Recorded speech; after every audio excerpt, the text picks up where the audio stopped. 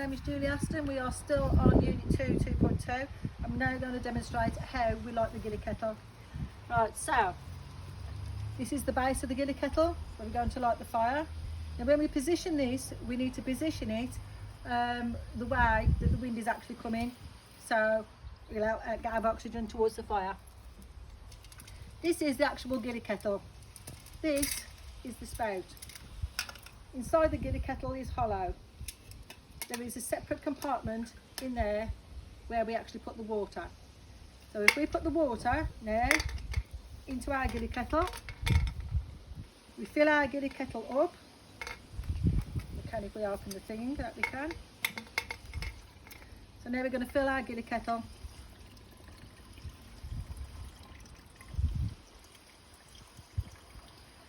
Now once our gilly kettle is full, we can actually put the spout part back on.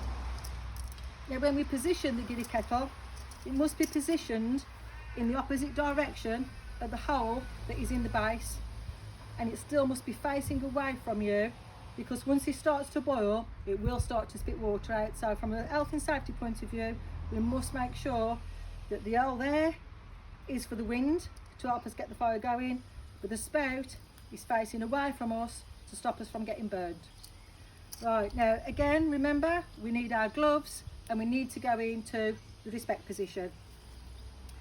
So to light our gilly kettle today, again we have got some very small pieces of twig. If we get all those over here before I attempt to light it,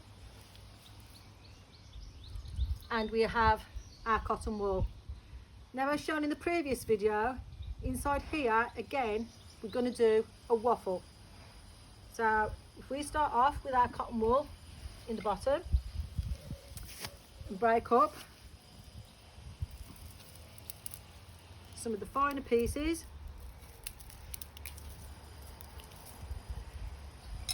to help make our waffle base. Remember that we start lighting our fire with the finer pieces of wood. This will hopefully ensure that we've got a better chance of the fire starting.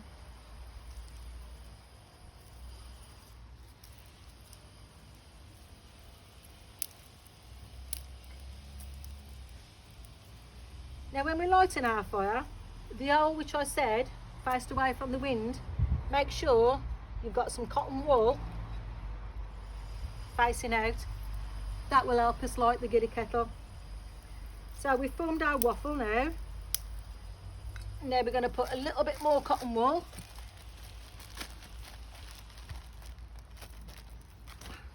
Remember, make sure that you shred your cotton wool. The thinner it is, the easier it will be to ignite. So if we put that on there, get some more.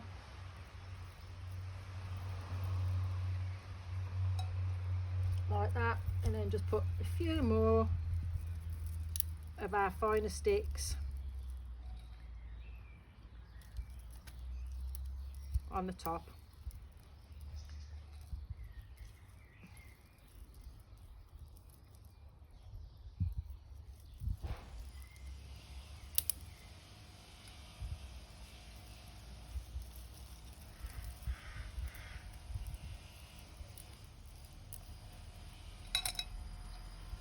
Right, then we go to place our gilly kettle on the top. Remember to make sure that this part is facing away and our hole is in the direction of the wind. Now we've left our little bit out to hopefully ignite the fire. So again, remember all times respect position and our gloves. So firstly we're going to try and light our cotton wool.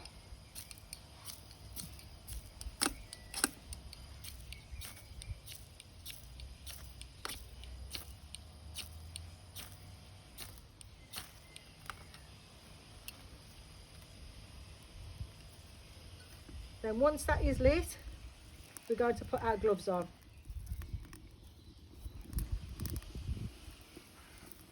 Now, as I showed you earlier, you can actually see down the spout.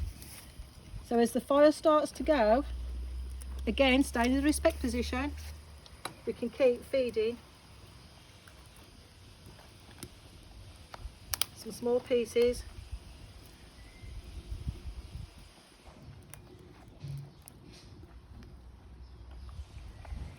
Down into our hole. And then hopefully at the end of this, we'll have some nice hot water to make our tea. Again, you don't leave this unattended. Again, it is a hazard, not only for the fire that's alighting it, but also the hot water for the children. So again, don't leave it unattended. Always wear your fire gloves and make sure that you stop in the respect position. Now, when the fire has actually gone out, I will show you on the next video how we actually dispose of the fire, making sure that it's out, making sure that we clear the forest floor so no one will leave and be known that we're here. So when I do that, I will also demonstrate what we actually do with the residue after we've boiled our water that's left in the gilly kettle.